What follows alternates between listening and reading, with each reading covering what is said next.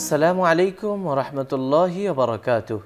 ইন্নাল হামদালিল্লাহ ওয়াসসালাতু ওয়াসসালামু আলা রাসূলিল্লাহ বা'দ। সম্মানিত দর্শক শ্রোতা, কাছে দূরে, দেশে কিংবা প্রবাসে যে যেখান থেকে আমাদের দেখছেন শুনছেন, সবাইকে জানাই আন্তরিক শুভেচ্ছা ও অভিনন্দন। আশা করছি মহান আল্লাহর রহমতে ভালো আছেন। আমরা দোয়া করি রব্বুল আলামিন সবাইকে সুস্থ, নিরাপদ ও নেক হায়াত দান করুন।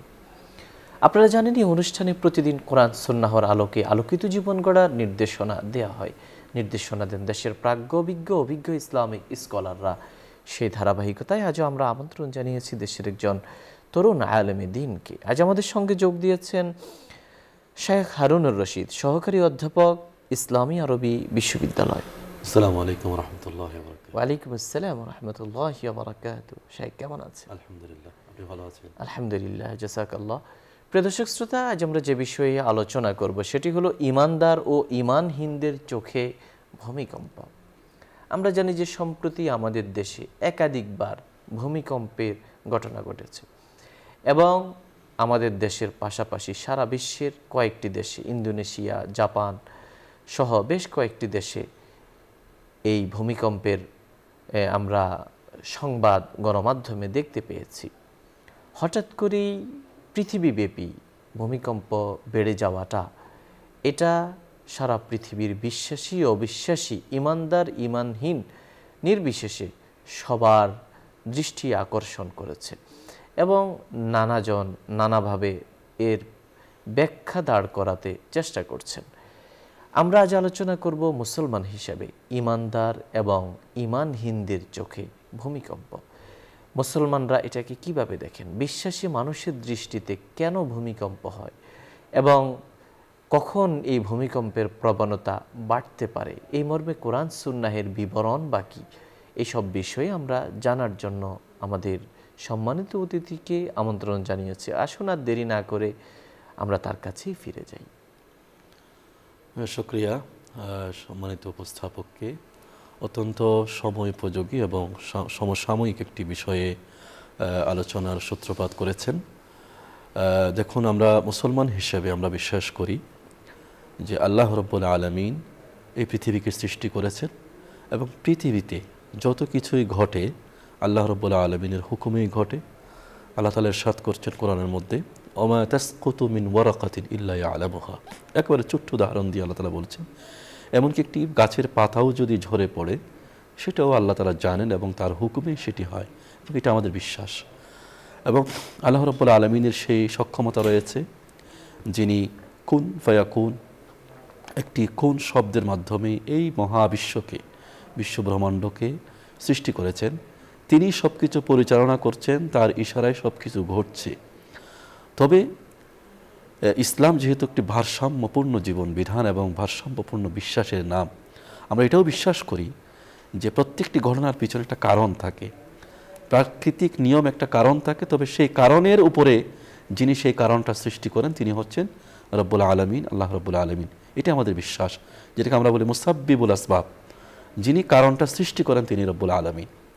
তবে কারণ যে থাকে সেটাও সত্য, কিন্তু ব্যাখ্যার ক্ষেত্রে গিয়ে যারা ঈমানদার এবং যারা ঈমানহীন তাদের দুজনের মধ্যে পার্থক্য হয়ে যায়। আমরা বিশ্বাস করি যে আল্লাহ রাব্বুল আলামিনের হুকুমেই পৃথিবীতে ভূমিকম্প হয়, ঝড় তুফান হয়, বৃষ্টি হয় এবং যত কিছু ঘটনা ঘটে আল্লাহ রাব্বুল আলামিনের হুকুমে, তার ইশারায় কোনো একমতের কারণে ঘটে, কোনো না কোনো কারণে ঘটে। প্রাকৃতিক দুর্যোগ যেগুলো হয় সবসময় যেটা আযাব হিসেবে, গজব হিসেবে আসে তাও নয়। কখনো কখনো সেগুলো আল্লাহ রাব্বুল আলামিনের পক্ষ থেকে তার কুদরতের বহিঃপ্রকাশের জন্য হয়, যে আল্লাহ রাব্বুল আলামিন একজন পিছনে আছেন, তিনি সব কিছু পরিচালনা করেন, তিনি চাইলে এটা পারেন।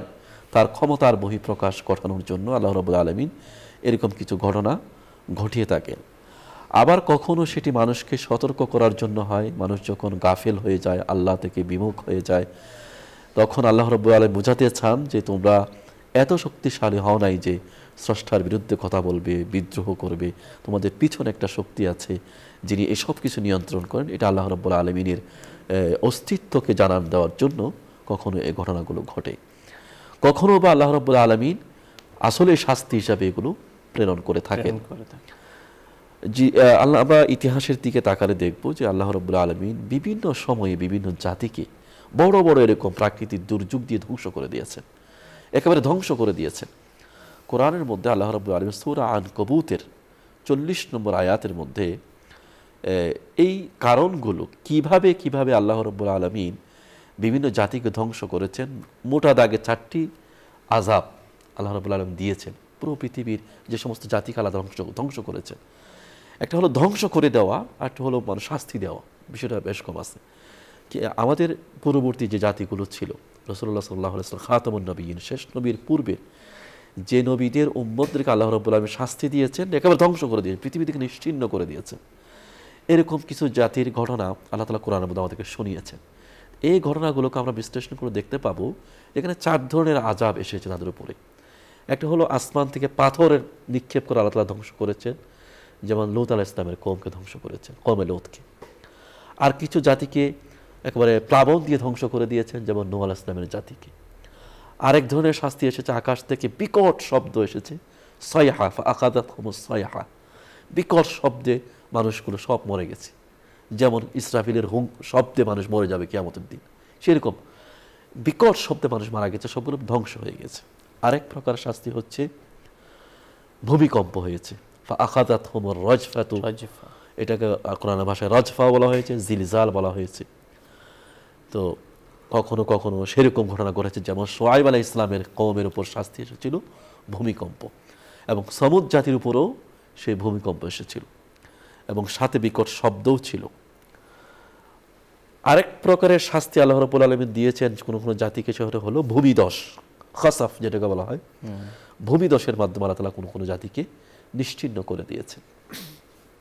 তো এভাবে আল্লাহ তাআলা বিভিন্ন সময় তার ক্ষমতা, তার শক্তির বহিঃপ্রকাশ ঘটিয়েছেন, কখনো শাস্তি দেওয়ার জন্য, কখনো সতর্ক করার জন্য, কখনো বা তার কুদরতের বহিঃপ্রকাশ ঘটানোর জন্য। কিন্তু উম্মতে মুহাম্মদী, আমরা যারা শেষ নবীর উম্মত, তাদের প্রতি আল্লাহ রাব্বুল আলামিন ওয়াদা হচ্ছে, আল্লাহ রাব্বুল এভাবে আমাদেরকে ধ্বংস করবেন না।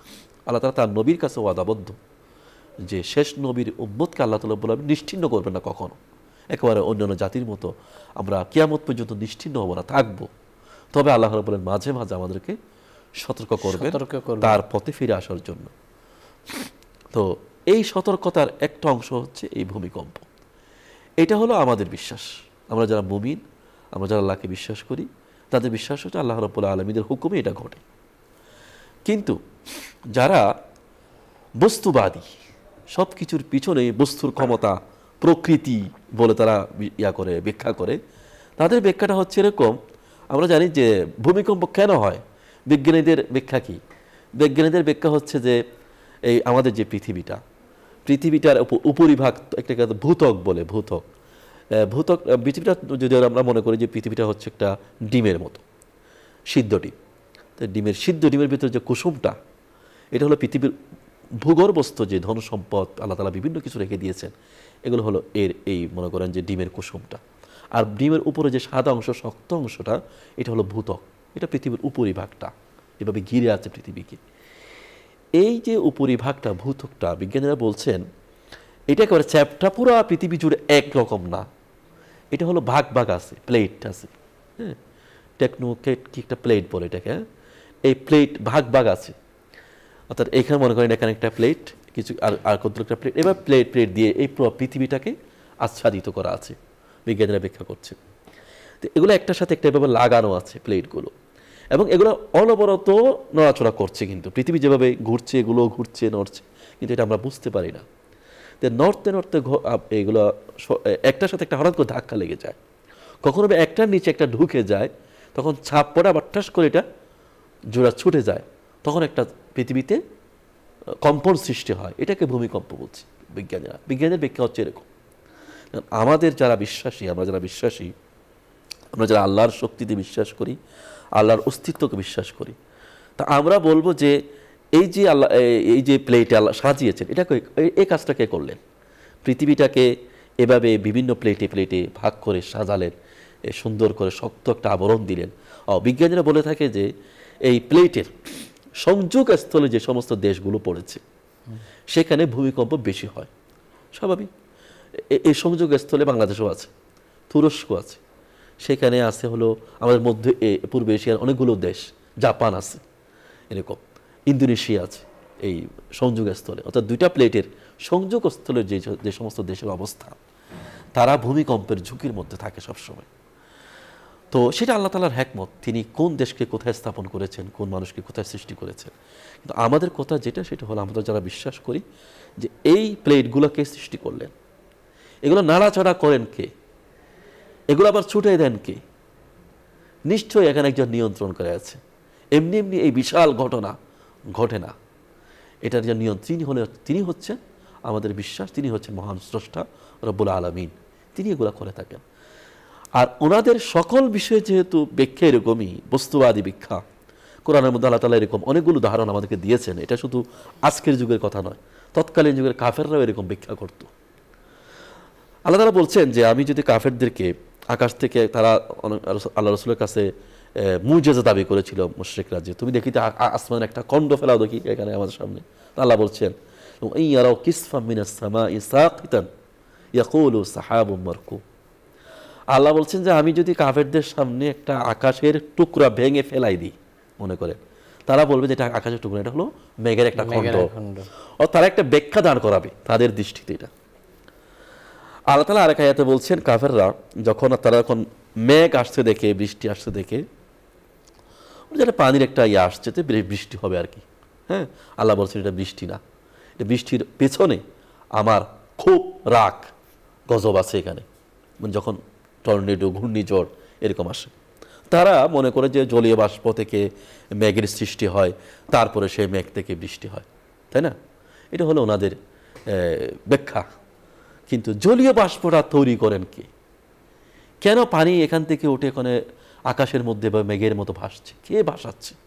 কে এটাকে ধরে রাখলো? এটা আমাদের মাথার উপর টাস করে জ্বরে পড়ছে না কেন? এটা ফুটা ফুটা হয়ে আমাদের মাথার উপর ফেলছে কি? এটা এক জায়গায় বৃষ্টি হচ্ছে, আরেক জায়গায় বৃষ্টি হচ্ছে না। আমার মাথার উপর মেঘ আছে কিন্তু বৃষ্টি নেই, আরেক জায়গায় দেখা যাচ্ছে মেঘ কম কিন্তু বৃষ্টি অনেক প্রচুর হচ্ছে। এই কাজটা করছেন কে? এটাই হলো বিশ্বাসী এবং অবিশ্বাসীদের মধ্যে ফারাক। আমরা মুমিন হিসাবে আল্লাহর প্রতি আমরা যারা বিশ্বাসী, আমরা মনে করি এই সব কিছুর নিয়ন্ত্রণ আল্লাহ রাব্বুল আলামিন করছেন। আর যারা বস্তুবাদী, যারা আল্লাহকে বিশ্বাস করে না এবং যারা সব কিছুর মধ্যে প্রকৃতিকে দেখে বলছে এটা প্রাকৃতিকভাবে ঘটছে, তারা মনে করবে যে এটা এমনি এমনি ঘটছে। পৃথিবীতে কোনো কিছু এমনি এমনি ঘটে না। এটাই বারবার কোরআনের মধ্যে আল্লাহ তাআলা বলেছেন যে ওয়া মা তাসকুতু মিন ওয়ারাকাতিন ইল্লা ওয়া ইয়ালামুহা, এমনকি একটা পাতাও ঝরে না আল্লাহর জ্ঞানের বাইরে, আল্লাহর জানার বাইরে। সুতরাং আল্লাহ রাব্বুল আলামিন পৃথিবীতে এর নানা সময় এই বিষয়গুলো আমাদের সামনে নিয়ে আসেন তার কুদরতকে প্রকাশ করার জন্য। কিন্তু হাদিসের মধ্যে এটার অন্য একটা ব্যাখ্যাও আছে, যে মানুষের মধ্যে যখন পাপাচার বেড়ে যায়, তখন আল্লাহ রাব্বুল আলামিন বিভিন্নভাবে তাদেরকে সতর্ক করার জন্য এরকম আযাব গজব দিয়ে থাকেন। তবে সুনির্দিষ্ট হাদিসের মধ্যে এরকম কিছু নাই যে এই পাপটা করলে ভূমিকম্প আসবে, এরকম কোনো কিছু হাদিসে কিন্তু পাওয়া যায় না। আছে যে যখন শেষ জামানায় আল্লাহ হাদিসের মধ্যে আসছেন তাকুনু ফি আখিরিজ জামানি খাসফুন ওয়া মাসখুন ওয়া কাযফুন, এই হাদিস আসছে যে শেষ জামানায় যখন পাপাচার বেড়ে যাবে, তখন এই ভূমিধস, ভূমিকম্প, মানুষের আকার বিকৃতি হওয়া, এই ধরনের আযাব গজবগুলো নেমে আসবে। এবং আরেক হাদিসে আসছে যে আল্লাহ রাসূল বলছেন যে শেষ জামানায় এরকম বিভিন্ন ধরনের শাস্তি আল্লাহর পক্ষ থেকে আসবে। আল্লাহ সাহাবীরা জিজ্ঞেস করলেন, ইয়া রাসূলুল্লাহ কেন আসবে? আল্লাহ রাসূল বললেন, তখন শেষ জামানায় তাজহারুল কায়নাত ওয়াল মাআজিফ ওয়া শুরিবাতিল খুমুর, শেষ জামানায় যখন নর্তকী প্রকাশ্যে নর্তন কুর্দন করবে এবং গান বাজনা প্রকাশ্যে হতে থাকবে, এটাকে মানুষ সাধারণ বিষয় বলে মনে করে নিবে, ভেবে নিবে। এবং যখন শেষ জামানায় যখন প্রকাশ্যে এরকম মদ পান করা হবে, তখন আল্লাহর পক্ষ থেকে নানা ধরনের আযাব গজব নেমে আসবে। তো এটা হলো আল্লাহ রাসূলের পক্ষ থেকে মুসলিম উম্মার জন্য সতর্কবাণী যে এরকম হবে। এরকম হবে, কেন হবে? আল্লাহ তাআলার পক্ষ থেকে এগুলো সতর্ক করে দেওয়ার জন্য মানুষকে, লিয়ুযীকাহুম বা'দাল্লাযী আমিলু, তাদের কর্মের কিছুটা ফল যেন ভোগ করে, এবং ওলিয়ারজিউ, এবং তারা যেন আল্লাহর দিকে ফিরে আসে, বুঝতে পারে যে এগুলো আল্লাহ তাআলা ঘটাচ্ছেন আমাদেরকে সতর্ক করে দেওয়ার জন্য। এখন তো সেখানে আমরা যদি মনে করি যে না এগুলো এমনি এমনি ঘটছে, প্রাকৃতিক কারণে এগুলো হচ্ছে, তাহলে তো আমরা সেখান থেকে যে মূল শিক্ষাটা সেটা আমরা নিলাম না। সুতরাং আমাদের উচিত হচ্ছে এই সমস্ত ঘটনাগুলো থেকে শিক্ষা নেওয়া, যে আল্লাহ রাব্বুল আলামিন আমাদেরকে শিক্ষা দিচ্ছেন যে আমরা যেন আল্লাহর কাছে ফিরে আসি, তার ক্ষমতার সামনে আমরা যেন আত্মসমর্পণ করি। আল্লাহ তাআলা বলছেন যে পৃথিবীর সব কিছুই তার ক্ষমতার সামনে মাথা নত করে। আকাশ, জমিন, চন্দ্র, নক্ষত্র, পাহাড়, পর্বত। একটা আয়াত কোরআনের মধ্যে আল্লাহ এভাবে বলছেন যে সব কিছু তার সামনে সিজদা করে। ওয়া কাসীরুম মিনান নাস, আল্লাহ শেষে বলছেন যে ওয়া কাসীরুম মিনান নাস, অনেক মানুষও করে। মানুষের ক্ষেত্রে কি আল্লাহ তাআলা কাসীরুম শব্দ ব্যবহার করেছেন, যে মানুষের মধ্যে অনেকে করে কিন্তু আবার অনেকে করে না। কিন্তু দেখেন অন্যান্য ক্ষেত্রে আল্লাহ তাআলা বলছেন তাসজুদু লাহু ওয়াশ-শামসু ওয়াল কামারু ওয়াল জিবালু ওয়ান নুজুমু ওয়াশ-শাজারু ওয়াদ-দাওয়াবু, এমনকি পৃথিবীর গাছপালা, চন্দ্র, নক্ষত্র, যত প্রকারের জীবজন্তু আছে সব কিছু আল্লাহর হুকুম মানে এবং পরিপূর্ণ মানে। কোনো আপনার গরু, ছাগল, বন্য প্রাণীগুলা কখনো তারা আল্লাহর হুকুমের বাইরে যায় না। নক্ষত্র, সূর্য কোনো কিছু আল্লাহর হুকুমের বাইরে যায়। কিন্তু মানুষ এক প্রকার জাতি আল্লাহ তাআলা সৃষ্টি করেছেন, তাদের মধ্যে কিছু আছে মানে, কিছু আছে মানে না। সুতরাং আল্লাহ তাআলার হুকুমের বাইরে কেউ নয়, আমরা কেউ নই, এই বিশ্বাসটা আমাদের রাখতে হবে। তো আমরা মানি বা না মানি, মানি বা না মানি, আল্লাহর ক্ষমতা সর্বত্র বিরাজমান, আল্লাহর ক্ষমতা সর্বত্র বিরাজমান। অনুরূপভাবে এই যে ভূমিকম্পের কথা আমরা যেটা আসছি, সেটাও আল্লাহর হুকুমে হচ্ছে। এটা দৃঢ় বিশ্বাস মুমিন হিসেবে আমাদের থাকতে হবে। এই সময় আমাদের কি করণীয় হবে? এই সময় আমাদের করণীয় হবে আল্লাহর কাছে ফিরে যাওয়া। এবং সলফে সালেহীন এবং আমাদের সাহাবায়ে কেরামদের যদি জীবন চরিত্র আমরা দেখি, তা দেখব এরকম একটা বৃষ্টি হলেও তারা ভয় পেয়ে যেতেন। এমনকি হাদিসের মধ্যে আসছে একটু খুব প্রচণ্ডভাবে একটু বাতাস বয়ে গেলে ওনারা মনে করতেন কিয়ামত চলে আসছে কিনা, এরকম ভয়ে আতঙ্কিত হয়ে পড়তেন, আল্লাহর কাছে ইস্তিগফার করতেন। কিন্তু আমরা তো অনেক সময় এমন গাফেল আমরা হয়ে যাই, অনেক সময় আমরা এগুলো উপভোগ করি, এনজয় করি। যখন প্রচণ্ড ঝড় বাতাসের সাইক্লোন ইয়া হয়, ঘোষণা হয় মাঝে মাঝে, তখন দেখা যাচ্ছে অনেক লোক এগুলো দেখার জন্য আবার কক্সবাজার চলে যায় সমুদ্র পাড়ে। মানে এই অনুভূতিটা জাগ্রত হচ্ছে না যে এটা আল্লাহ তাআলা করছেন আমাদেরকে সতর্ক করার জন্য, আল্লাহর কাছে ফিরে যাওয়া উচিত। এই অনুভূতিটা আমাদের জেগে ওঠা উচিত আমাদের ভিতরে। আমরা যেন এটাকে এমনি প্রাকৃতিক একটা খেলা মনে না করি, প্রকৃতির একটা খেলা মনে না করি, এবং এটার পিছনে যে আল্লাহর কুদরত কাজ করছে এটা যেন আমরা ভুলে না যাই। এবং ইস্তিগফার করতে হবে। এই সময় আমাদের করণীয় হচ্ছে ইস্তিগফার করা। সুনির্দিষ্ট কোনো দোয়া তো হাদিসের মধ্যে নাই যে আপনি ভূমিকম্প হলে এই দোয়া পড়বেন, সেরকম না। আপনি ইস্তিগফার করবেন, নামাজ পড়বেন, আল্লাহর কাছ থেকে ক্ষমা চাইবেন, এবং বিপদের মুক্তির জন্য দোয়া চাইবেন, সাদকা করবেন যাতে আল্লাহ তাআলা এই ধরনের বিপদ আপদ থেকে আমাদেরকে রক্ষা করেন। ভূমিকম্প এমন একটা বিষয় যেটার আপনার পূর্বাভাস বিজ্ঞান দিতে পারে না, এখনও পারে না। ভবিষ্যতে জানি না, আল্লাহ তাআলা হয়তো মানুষের মধ্যে এরকম জ্ঞানও সৃষ্টি করতে পারে যে ভূমিকম্পের পূর্বাভাসও দিতে পারবে, অসম্ভব কিছু না। কিন্তু এখনও পর্যন্ত এটা আবিষ্কার হয় না যে আপনি দুদিন আগে বলতে পারবে যে আগামী অমুক তারিখ কী হবে, অমুক জায়গায় ভূমিকম্প হবে। এরকম পৃথিবীর বিজ্ঞানীরা এখনও এটা আবিষ্কার করতে পারে নাই। সুতরাং এটা হলো অত্যন্ত ভয়াবহ একটা বিষয় ভূমিকম্পটা। এই জন্য আল্লাহ তাআলা বলছেন যে কিয়ামতের ময়দানের, কিয়ামতের আগে যে ভূমিকম্প হবে তার চিত্রটা আল্লাহ তাআলা কোরআনের মধ্যে একটা নিয়ে আসছেন। ইয়া আইয়ুহান নাসু ইত্তাকু রাব্বাকুম ইন্না যালযালাতাস সাআতি শাইউন আযীম। আল্লাহ বলছেন, হে মানুষ, তোমরা তোমাদের রবকে ভয় করো, মনে রাখো যে কিয়ামতের যে ভূমিকম্পটা হবে এটা অত্যন্ত ভয়াবহ একটা বিষয়। শাইউন আযীমুন, বড় একটা বিষয়। এটা কিরকম বড়? ইয়াউমা তারাউনাহা তাযহালু কুল্লু মুরদিআতিন আম্মা আরদাআত, এমন ভয়াবহ যে সেদিনের ভয়াবহতার কারণে প্রত্যেক দুগ্ধ পানকারিণী মা তার সন্তানকে ভুলে যাবে।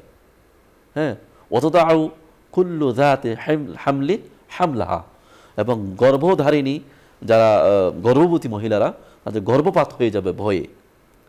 ওয়াতারান নাসা সুকারা ওমা হুম বিসুকারা ওয়ালাকিন্না আযাবাল্লাহি শাদীদ। আল্লাহ বলছেন যে তোমার দেখবা যে মানুষ পাগলের মতো ছোটাছুটি করছে, কিন্তু আসলে পাগল না, আল্লাহর ভয়ে, আযাবের ভয়ে। অর্থাৎ এই ভূমিকম্পের যে চিত্রটা আল্লাহ তাআলা দিলেন, এবং ভূমিকম্পের অনেক চিত্র কিয়ামতের আগের যে ভূমিকম্প হবে তার অনেক চিত্র কিন্তু কোরআনের মধ্যে আছে। একটা সূরা আছে, আমরা জানি সূরাতুজ জিলজাল, ইযা যুলজিলাতিল আরদু জিলজালাহা ওয়া আখরাজাতিল আরদু আথকালাহা, এই আয়াত আছে। সুতরাং আযাবগুলোর মধ্যে আল্লাহ তাআলা যত প্রকার আযাব দেন তার মধ্যে ভয়াবহ হচ্ছে ভূমিকম্পটা। এটা কোনো পূর্বাভাস দেওয়া যায় না এবং হঠাৎ করে হয় এবং এমনভাবে হয়, আপনি যদি মনে করেন প্লাবন আসছে, তুফান আসছে, আপনি কিছুক্ষণ সাঁতরে হলে বাঁচতে পারবেন, কিন্তু এখানে এই সুযোগটা নাই। মনে করেন যে আপনার কাছে প্রচণ্ড বাতাসে সব কিছু উড়িয়ে যাচ্ছে, আপনি কিছুক্ষণ বাঁচার চেষ্টা করতে পারবেন, কিন্তু ভূমিকম্প এমন একটা ভয়াবহ আযাব আল্লাহর পক্ষ থেকে এবং ভয়াবহ একটা বিষয় যেখানে বাঁচার এক সেকেন্ডের জন্য কোনো সুযোগ নেই যদি আপনার উপর যদি হঠাৎ করে নেমে আসে। সুতরাং এর ভয়াবহতাটা বুঝে আমাদেরকে সবসময় আল্লাহর কাছে ফিরে যেতে হবে, তার কাছে ক্ষমা চাইতে হবে, আল্লাহ তাআলা যেন আমাদেরকে এরকম আযাব গজব থেকে মুক্তি দেয়। এবং আল্লাহ রাসূল সাল্লাল্লাহু আলাইহি ওয়াসাল্লাম সবসময় আল্লাহর কাছে দোয়া করতেন হঠাৎ যেন মৃত্যু না হয়, ফুজআতুল মাউত। আল্লাহ তাআলা আল্লাহ রাসূল অনেকগুলো বিষয় থেকে সবসময় পানা চাইতেন আল্লাহর কাছে দোয়ার মধ্যে, তার মধ্যে একটা গুরুত্বপূর্ণ বিষয় হচ্ছে আল্লাহুম্মা ইন্নী আউযু বিকা মিন ফুজআতিল মাউত, হঠাৎ যেন আমার প্রতি কোনো বিপদ না আসে। আল্লাহ তাআলা চাইলে আমাকে রক্ষা করতে পারেন, আল্লাহ তাআলা চাইলে আমাকে এই বিপদে আক্রান্ত করতে পারেন। তবে আমাদের মুসলমান হিসেবে বিশ্বাস যে আল্লাহ তাআলা যা করেন তার পিছনে তার একটা হিকমত আছে। আমি যদি আল্লাহর প্রতি বিশ্বাসী হই, আমি যদি আল্লাহর প্রতি ঈমানদার হই এবং তারপরে যদি আমার উপর বিপদ নেমে আসে, এর কারণে গুনাহ মাফ হবে। যে আপনি বলতেছিলেন যে কিয়ামতের আগে ভূমিকম্পের প্রবণতাটা বেড়ে যাবে এবং আপনি ইঙ্গিত দিয়েছিলেন আপনার আলোচনার মধ্যে যে পবিত্র কোরআনে ভূমিকম্প নিয়েই একটা সূরা আছে। তার মানে আল্লাহ তাআলা এটাকে একটা বড় এই গুরুত্বের সঙ্গে বিবেচনায় নিয়েছে। এখানে যদি আমরা একটু যদি চিন্তা করি যে আমাদের দেশে যে ভূমিকম্প হলো, ভূমিকম্পের সময় আপনি যেমনটা ইঙ্গিত করেছিলেন যে মানুষ তার নিজের সন্তানকে, দুগ্ধ পানকারিনী মা তার সন্তানকে ভুলে যাবে। তো এমন একটা সময়ও কিন্তু আমরা দেখেছি যে এই সময়টা অনেক মুমিনরা তাদের মুখ থেকে কিন্তু আল্লাহর নাম বের করে, উচ্চারিত করে। এটা কিন্তু একটা বড় বিষয়। তো অনেক সময় দেখা যায় যে আমরা হিতাহিত জ্ঞান হারিয়ে ফেলি, কিন্তু ইমানদার সে আল্লাহর নাম নিতে ভুল করে না বিপদের সময়। এই যে ব্যাপারটা, এটা এর সঙ্গে একটা ঈমানের সংযোগ। ভিতরে যদি ঈমান থাকে জি, তাহলে দেখা যাচ্ছে যে এটা বের হয়ে আসে ওই মুহূর্তে। ওই যে কোরআনের মধ্যে একটা আয়াত আসছে যেখানে আল্লাহ তাআলা বলছেন যখন তোমরা জাহাজে চলো, যখন হঠাৎ করে ঝোড়ো বাতাস আসে, তখন সবাই আল্লাহর নাম নিতে থাকে। অনেক সময় দেখা যায় বিধর্মীরা কিন্তু আল্লাহর নাম নিয়ে থাকে, কোনো উপায় থাকে না, সত্য যেটা সেটা মুখ থেকে অন্তর থেকে বেরিয়ে আসে। আমরা এই ঘটনার সময়, ভূমিকম্পের সময় অনেকগুলো ভিডিও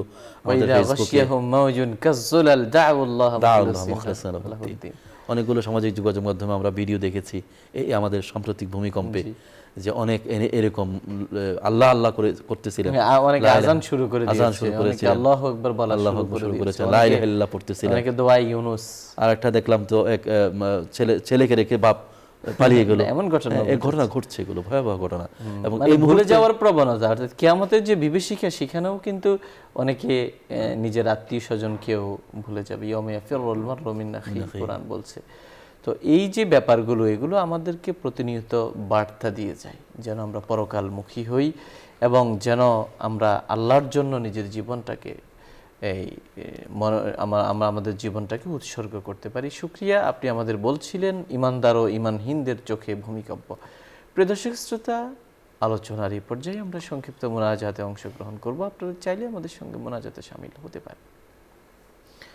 আলহামদুলিল্লাহি রাব্বিল আলামিন, والصلاة والسلام على أشرف الأنبياء والمرسلين وعلى آله وصحبه أجمعين. اللهم لك الحمد كما ينبغي لجلال وجهك وعظيم سلطانك.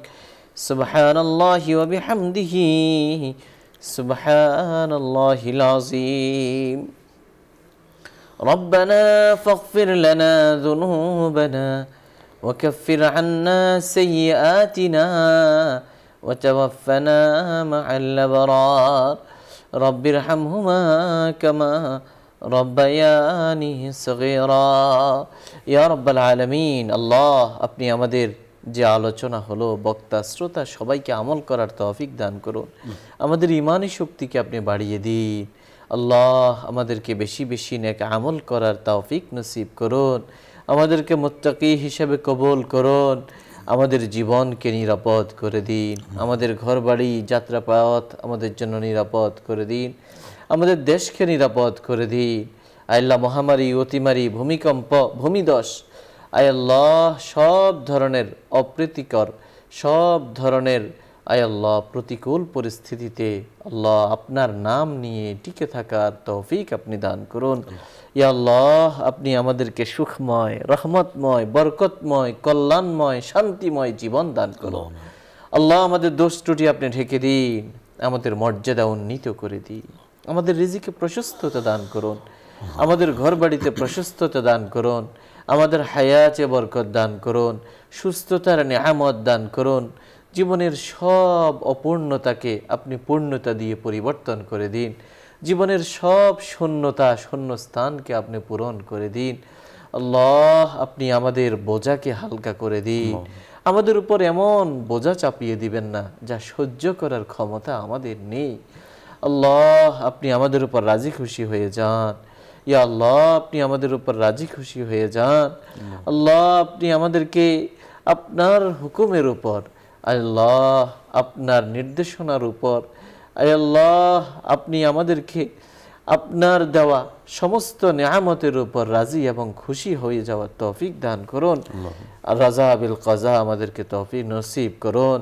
আল্লাহ তাকদীরের বিশ্বাস আমাদের উপর, আমাদের মধ্যে সুদৃঢ় করে দিন। আল্লাহ আপনি আমাদের মুহিব্বিন, মুহসিনিন, শুভাকাঙ্ক্ষী, হিতাকাঙ্ক্ষী, আসাতিদে কেরাম, আত্মীয় স্বজন, বন্ধু বান্ধব, কলিগ যারা রয়েছেন সবাইকে কবুল করুন। এই অনুষ্ঠানের মাধ্যমে দিনের যে খিদমাত হচ্ছে এটাকে আপনি কবুল করুন।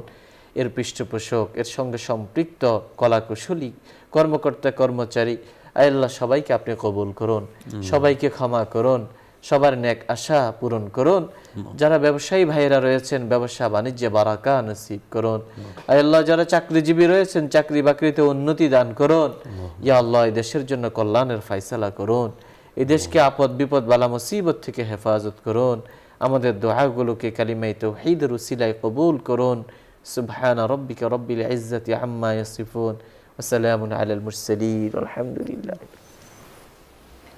প্রিয় দর্শক শ্রোতা, এতক্ষণ ধরে অত্যন্ত ধৈর্য সহ আপনারা শুনছিলেন আপনাদের প্রিয় অনুষ্ঠান আলোকিত প্রতিদিন। পুরো সময় আমাদের সঙ্গে থাকার জন্য ধন্যবাদ। ওমা আলাইনা ইল্লাল বালাগ। আসসালামু আলাইকুম ওয়া রাহমাতুল্লাহি ওয়া বারাকাতুহু।